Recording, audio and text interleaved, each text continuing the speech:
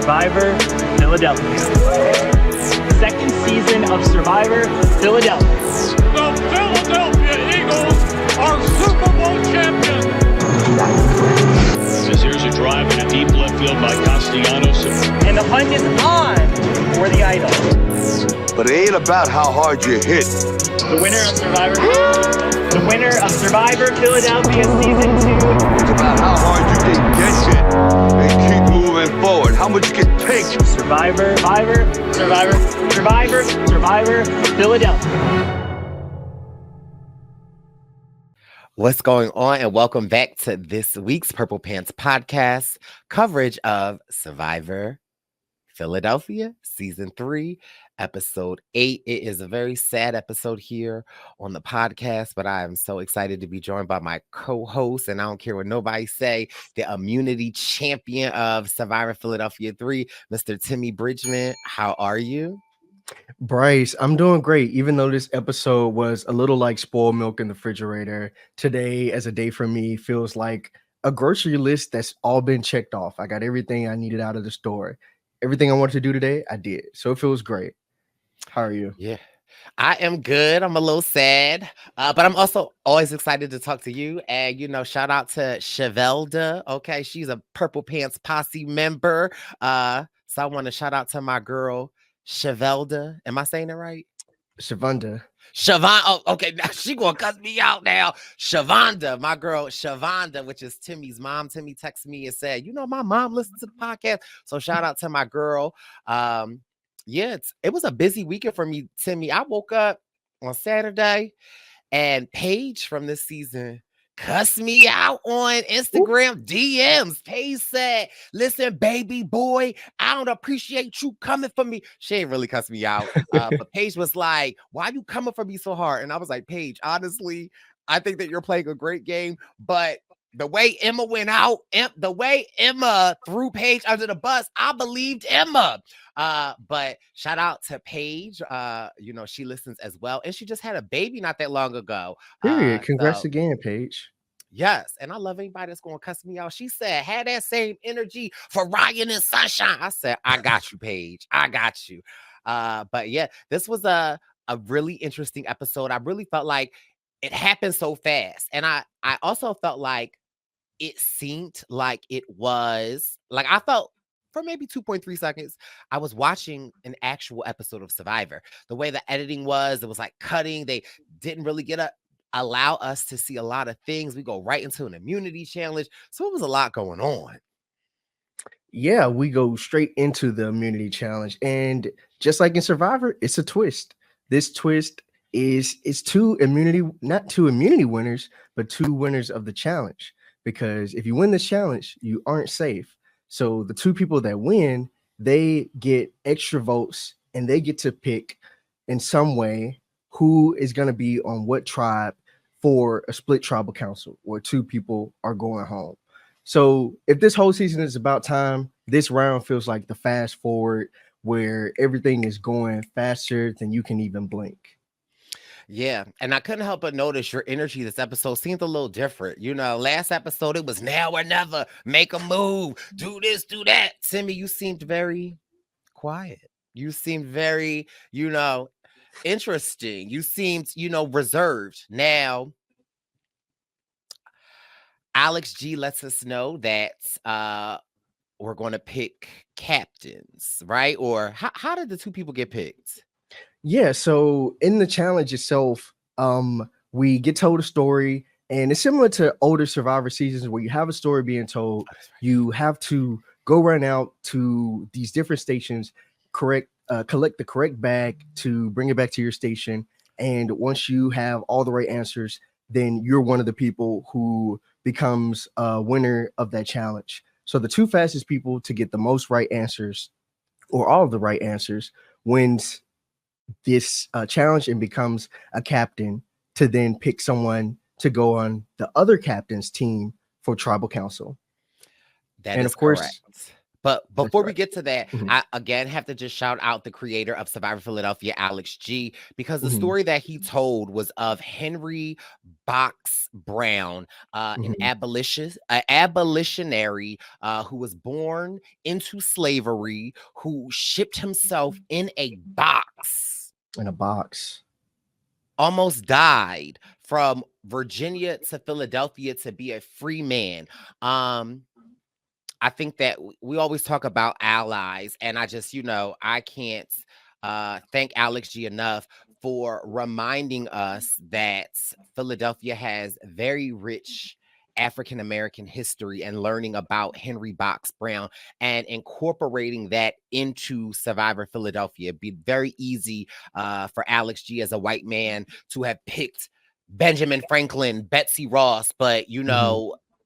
watching that and hearing the story, I started Googling, and I'm from Philadelphia. Yeah. And I've never really heard that story before. So I went on this whole, like, I don't want to say rant, but I went on this whole rabbit hole of learning more and more and more about Henry Box Brown. So I just wanted to take the time to thanks Alec G for shedding some Black history on us in the month of September, because I love that. And I love the fact that you don't really hear about Black history, right? Well, first of all, Black Mhm. history is American history, okay?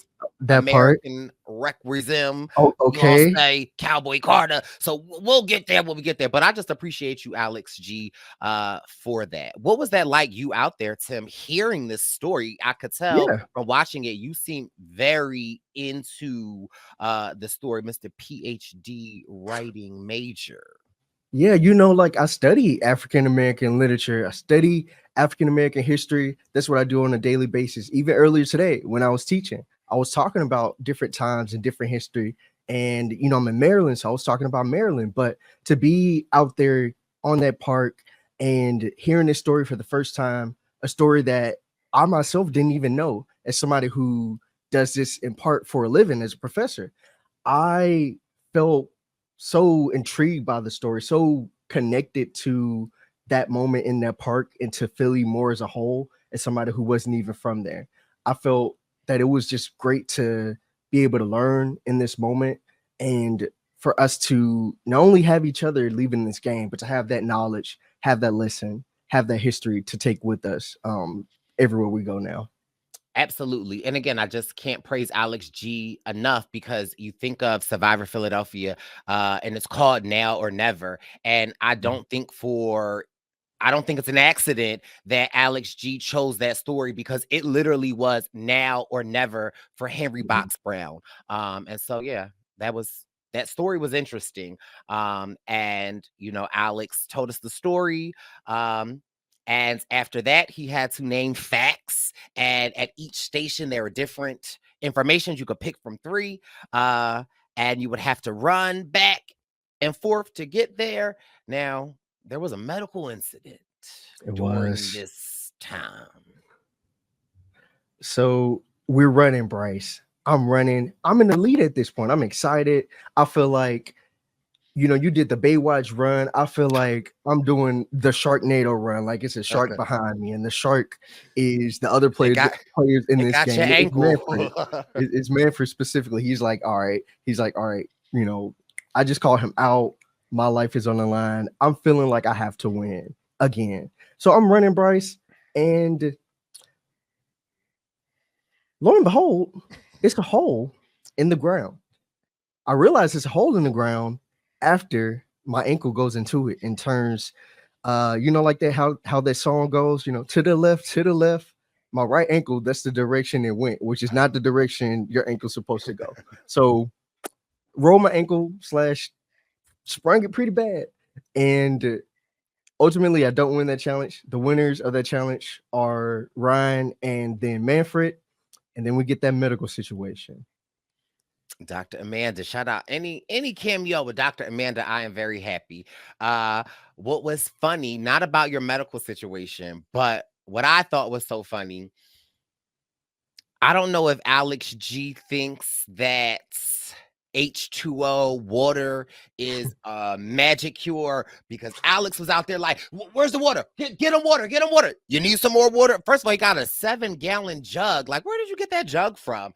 And he's like, Timmy, do you want some more water? And Timmy's like, I'm good. I was just cracking up like, Alex, water is not the I mean, water is good for our body, but Alex was acting like the water was going to heal us all. I was, baptize Miracle me in that water. water, Alex. But shout out to them, especially shout out to Dr. Amanda too. They were quick to offer like Tylenol if I needed it. Because Bryce, the adrenaline was still running. I didn't feel nothing. It's like, skydivers, when they straight jump off the plane, it's just straight nothing. It's just you keep going, you're on autopilot. But when you get to the ground and when that adrenaline started going down, I felt the pain. I realized what was happening real quick. Yeah, when we saw that instant replay of you going one way, your ankle going another way, I was like, ooh, that had to hurt. But nevertheless, you are a trooper. A couple of seconds later, we see you standing back up, and Alex announces that Ryan won and Manfred won. Ryan and Manfred both get an extra vote. Ryan wins for his team that will be selected. They go to tribal council second. Now, mind you, this is what then pissed me off. Now, y'all know I love Sunshine. Sunshine don't but say 3 words, even though he got his hand every which way, where, when, how. We were doing a schoolyard pick. And so last time, Ryan picked someone for his team, and then that person would then pick someone for the next team. This time, it was Ryan was picking someone for Manfred's team, and the person from Manfred's team would be picking someone for Ryan's team. So you wouldn't really have any direct choice of who was going on your team. And I believe Ryan's first pick was Paige. Paige then picked Sunshine. And Sunshine said, I should change my name to Moonlight because I'm going to be shady. And I'm watching this and I'm like, well, I feel like Timmy is on the end with all of these people. But when Sunshine picked Timmy to be on Manfred's team, I said, ooh, Sunshine strikes again. Listen, at that point, Sunshine was a sheriff, and I found myself in a sundown town because the sun was not on me. Sunshine pulled the trigger. He said, Timmy, no, let me try it again. He said, Timmy, you go over there. Okay. And you get no beef jerky. I had to wipe the paint off my okay, yes, he said, give me my paint back too. But yes, at that point, I felt like, wow, dang, I didn't expect it out of Sunshine. And, as people are starting to get picked in different places, it comes down and we see the final teams or final tribes, quote unquote, that are going to be going to tribal council. And then it's Manfred, Paige, myself, and lastly is Robinette. And then on the other tribe, we have Ryan, Sunshine, Gabe, and Jasmine. Very teams. Yeah, very different teams. And so your team goes straight to tribal council. We get to see a little bit from Ryan's team. And we just had Ryan on last week. And now Ryan pissed me off this episode. Mr. Blurry Lines. Blurry Lines doesn't sound like Blurry Lines. I was like, I don't know what version of Robin Thicke. And wait, isn't Blurry Lines Robin Thicke? Okay, yeah. Blurred Lines. Blurred Lines. I don't know what rendition Ryan was singing. He had a little jazz pop to it. But I thought Ryan had a South Jersey alliance with Jasmine, right? And it's very clear that Jasmine is on the outs. It was so interesting seeing Gabe talk to Jasmine. Now, mind you, Gabe pissed me off this episode too, but I love Gabe, and Gabe has been all his life he has had to fight. But every day, every second. Every day. Harpo, you told Harpo to beat Gabe. Okay, because that's how Gabe been feeling. But it was interesting watching Gabe talk to Jasmine, right? It was a different Gabe. Normally when we see Gabe and he's talking, he's always like, I'm at the bottom. I don't know what to do. I'm just a vote. With Jasmine, and it was kind of pissing me off because he was like, well, you tell me what you want to do. And like, I'll vote for you. I'm like, girl, look at Gabe. He is lying. But I'm not mad because Gabe has been through a lot. And it's like, I want Gabe to do well. However, not against my girl Jasmine. Why you gotta do my girl Jasmine wrong? And Jasmine out here like, y'all see what I can do in challenges. Yeah, as a viewer Nothing. watching that, it felt like I'm not a parent, right? But it felt like if you had twin childs and they say you can only keep one and the other got to go Wait, live somewhere else. wait, come on, wait a minute, Timmy. Wait a minute. You a PhD student, you said? I'm a PhD student For writing? for English. Yep, For England. Okay. 2 childs. 2 children. That was the country that jumped out of me. Okay, right there. that was the country. Okay. So, Get them 2 childs. Get them in the house. right, put some clothes on them childs. How You many might kids hear you it, got? I'm a single mother of 2 childs. Okay. but listen, it's like you got them 2 children. No, and they childs. 2 childs. it's Okay. 2 of them. You know, And 2 Chainz has 2 childs. Okay, all right, I'm done. no, that's true. You know how we always add that S on stuff. We always add that S on stuff as a culture, but it's 2 of them. You got Jasmine and you got Gabe. Them your children, Childs. 2 childs, and you can only keep one of them. That's what it felt like as a viewer to me because I love both of them. As a viewer, I'm watching it. I want to keep both of them. That don't necessarily mean I want Sunshine and Ryan to go home, but I mean I want them to stay. Sunshine, not Sunshine, sorry, Jasmine and Gabe in that situation because they're the underdogs. They Right. don't have the numbers. Yeah, I think for me it's a little different. One, I'm biased. Like I know Jasmine, that's like my cousin in my head. So it's like I'm rooting for Jasmine. With Gabe, watching everything that he's been through, it's like, you know, that's one of my childs. So I have to like, I want to root for him. But it was pissing me off when Jasmine was getting with Ryan, and I felt like, you know, to me, immediately, I was like, okay, he lying. Like, he's just like, yeah, like, I want to do the Boston Rob thing. I don't want to have to use this. Like, you know, yeah, like, yeah, I could want to give it to you. And I'm like, girl, he is just lying to your face. But I felt like in that moment, I wish Jasmine, again, it reminded me of like on my season of Survivor on Cagayan when I like knew that they were splitting the votes and I was out there. I didn't really advocate for myself, right? I was just like, it's going to be what's going to be. And I really kind of felt like Jasmine kind of knew the writing was on the wall. I wish she was just offering more concrete plans. Like at this point, girl, say every name in the book. Like, you know, like say a plan, say like specific things, kind of like just going with whatever. But I also was cracking out when she was talking to Sunshine. And if you as a viewer believe that Ryan was with her, when she was talking to Sunshine, I don't even think Sunshine said anything. He like, yeah. I was like, Yeah, Jasmine, she really did it. For me, Jasmine was trying everything she could in that moment. She was smart to be like, hey, you know, I was at that tribal council. I can tell you the truth. It was Timmy. And I don't blame her because at that point, it's me or her, and we on 2 different tribes. So of course she's gonna put herself first, Lucius. She's gonna put herself first, Timmy, in this moment. So I don't blame her at all. But it did feel like at one point it was the writing on the wall or writing on the parchment, and Jasmine's name was the name that was already on there pre-written. But then we go right into tribal council with Manfred, you, Paige, and Robinette. And Natasha comes up again. Okay. Because Manfred said, I'm going to get my lick back. And also, shout out to Manfred because one of my interns that works for the Purple Pants Posse, when we were putting together last week's episode, she was like, I think I went to school with Manfred. She was like, I think we graduated together. And she said during graduation, Manfred did a death drop after he got his diploma. I said, that sounds like Manfred. But again, such a small world. And again, at this point, like, it's hard for me because, you know, I got 2 childs. I got Manfred and I got Timmy, you know, they got different daddies.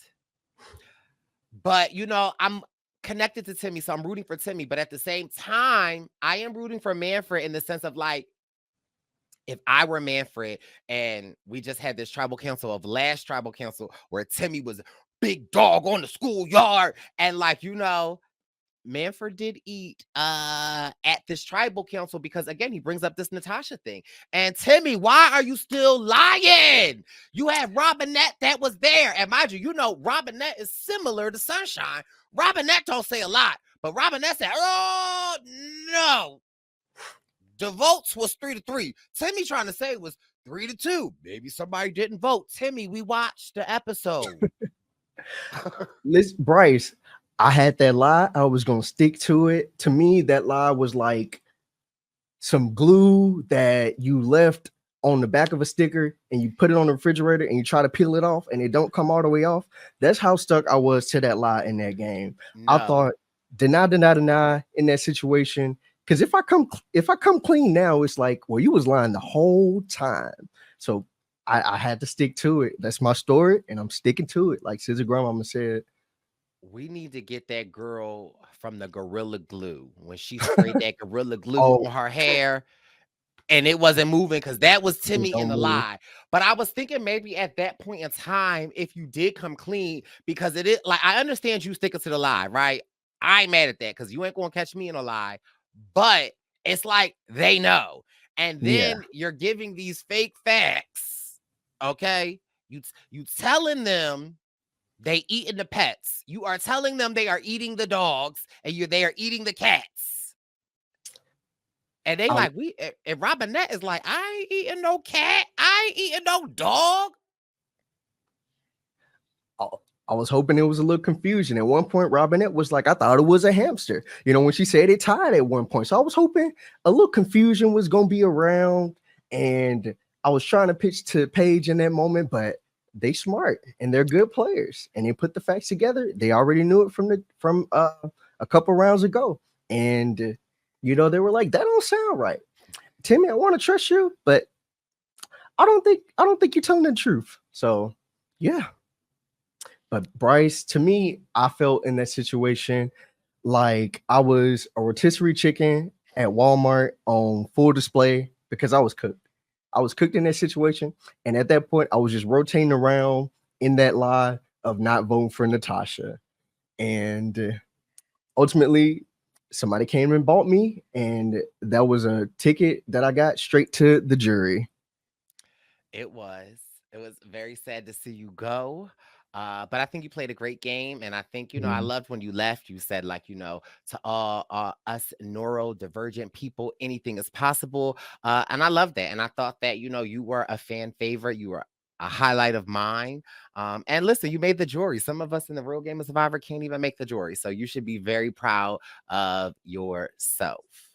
Thank you, Bryce. I really appreciate it, and I am, and I shared that message because I'm rooting for everybody. I root for neurodivergent people. I root for Black queer people or Black people, queer people, everybody. Really, I want everybody to be successful. People I've connected to, people who don't think that they can do something. I want them to feel like they can. I want you to feel that type of empowerment because somebody had to help let me realize that for myself too.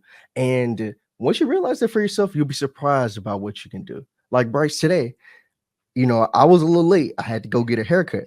But in getting my haircut, I came out to my barber today. And it was a great interaction. It was real cool. And as you can see, for the listeners who just listen to this, my haircut, I think, is a little fresh. But that might just be me. But I think you would agree. So different moments like that, Bryce, of putting yourself out there, of being bold, of being yourself has just been so amazing and rewarding for me. And I want that same thing for other people too, because it's in there and it's just a matter of when will you see it. I love that. I also want to dig a little deeper with your permission because Black barbershops historically for the Black queer community aren't necessarily the most safest spaces for Black queer men. Sometimes in the Black community, barbershops can be like filled with like toxic masculinity and not necessarily a safe space. What led you to kind of like come out to your barber today? Yeah, so for some reason we were talking about jobs and working, and the story comes up somehow. Chick-fil-A is involved. My barber used to work at Chick-fil-A, so I say I worked at a Chick-fil-A too because I did. And the barber right next to us, he hops in a conversation, and for some reason, he's like, oh yeah, Chick-fil-A, that's a Christian place, like I'm sure they don't let certain people work there. Talking about, queer people.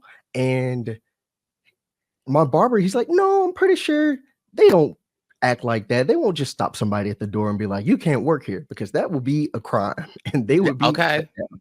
And I say out loud, I'm like, well, I worked at Chick-fil-A, which was a true statement. And from there, the conversation just continued. And I talked about how working at that Chick-fil-A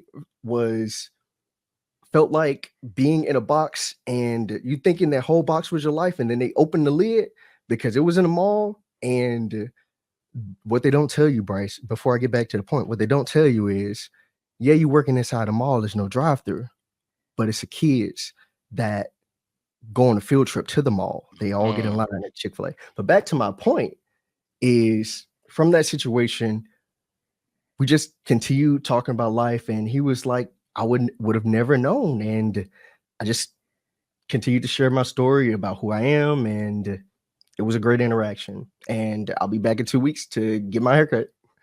I love that. I'm sure it must have been a scary thing to just, being open and honest about yourself. So thank you for sharing. And I love that for you, Timmy. And again, as I always do, continue and always will encourage you to walk in your light and be authentically who you are, because I think that you're an amazing person. And I think that although you are on the jury this week, your light still shines bright.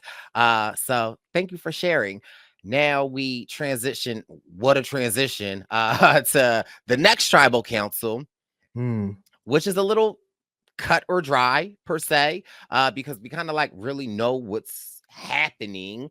Anything noteworthy at this tribal council with Sunshine, Ryan, Gabe, and Jasmine?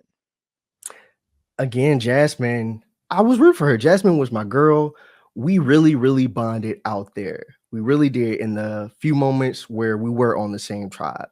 And Jasmine in this situation, to me, is the boxer who, in this round, they getting roughed up a little bit, but they still in the ring. They still boxing. Jasmine is still boxing. She's approaching this tribal council knowing that her opponent is bigger than her, maybe in a whole different weight class, but she's not giving up. She's still scrapping. But at the end of this round, 1, 2, 3, when the ref is counting and when Alex G is counting these votes, we see that is Jasmine. So yeah, I feel it. So sad to see her go. I think even on an even deeper level, I was like watching this episode and it made me think of like Survivor sometimes. And, with the diversity initiative in Survivor, partly by myself and a collaborative effort with like, my castmate Jatia Hart Taylor, Wendell Holland, Jamal Shipman, Sabrina Thompson Mitchell, Julia Carter. We challenged CBS and we got change. And what I love about this Survivor Philadelphia is it's kind of like reflective of the seasons, where this season was very diverse, but very similarly in Survivor and Survivor Philadelphia, I can't help but notice that the jury is now 5 people and it's 90% minority. And so I'm not saying anything about any of the people. I'm just saying like it's a trend, and it happens it happens in real life and it happens on Survivor. So it was just something that kind of popped into my mind when I was like, damn, Timmy, Jasmine, Jalissa, Amir. And not to say that y'all didn't deserve to be on the jury, but it is kind of like when you just look at it, it's just a crazy thing. And I just bring that up because I notice things like that as a Black man. I see in color. I see things. And so it's just interesting because we do see that trend often in Survivor, even post-merge, when there are more than one person of color, they normally get voted out, if not back to back, very similarly. But yeah, we saw it in Marianne's season. Even, our Philly friend, James Jones himself, in the double tribal councils when it split. People of color, specifically Black people, tend to go home when the split like that happens. And it's no different here in Survivor Philly. Of course, not saying that was the reason, but it's just coincidences that happen like that in some way. Yeah, and so maybe in Survivor Philadelphia we could break the curse. But it was Mhm. definitely a great episode, definitely riveting. I'm on the edge of my seat. I am excited now. There's only 6 people left. This is Yes, episode 8. I think there are, is it 10 episodes, I believe? it is. So next week is one episode, and then the week after that is the finale. It's the finale. Crazy. Fast. Yes, it has happened fast. But one thing is for sure, I have enjoyed my coverage of Survivor Philadelphia with you, Timmy, and you can guarantee that we'll be covering the last 2 episodes. Before we go, where can the people follow you at, Timmy? But before you go, Timmy, if at all, you know, the real Survivor season is around the corner, and we are kicking off the BWP, the Bryce and Wynn Tour 47. We are taking on our biggest tour yet, 10 cities. We will be kicking it Mhm. off September 18th in New York City. From there, we'll be headed to Dallas, Los Angeles, Nashville, New Orleans, Chicago, Philadelphia, Boston. And because the people of our cities, capital of our nation, they said, how you have a campaign tour and not coming to DC? So we added a stop. We'll be going to DC and we'll be ending back in New York. So if you want to come join the fun and the community of Bryce and Wynn, the tickets are available. You can click the link in the Bryce and Wynn Instagram or Twitter bio, and we will see you on the campaign trail. I know Timmy will be popping out at a couple of stops, so you can see I will. Timmy live, loud, and in color. Yes, make sure y'all come and come say hey. I want to see y'all there. I'll be at some of them, so make sure you get you a ticket, and I can't wait to see you there. But yeah, Bryce, as we get ready to close out, I want to give one big shout out to Manfred, because as a member of this jury, even though I came from Manfred, I want to see Manfred win this game. I'm rooting for him. I came for him for a reason. He's a big target because he's a great player. And part of being a great player means following me on Instagram. So you can follow me on Instagram at TimstagramB. And you can also catch me on the Bryce and Wynn Present page over on Instagram as well. I'll be posting content, talking about Survivor even more. So catch me there. Yes. Well, all right, children's. We will see you, All or right, child. child's. We will see you next week. This has been your Purple Pants podcast coverage. I can't talk. Coverage of Survivor Philadelphia Season 3, Episode 8. We're out. See y'all. Peace. It's the Purple Pants podcast. You better listen in public, might make your stomach hurt. Ooh. It's the Purple Pants podcast. You're trying to unwind, you better get that box wine. It's the Purple Pants podcast. You're trying to get your snack, you better hurry right back though. It's the Purple Pants. It's the Purple Pants.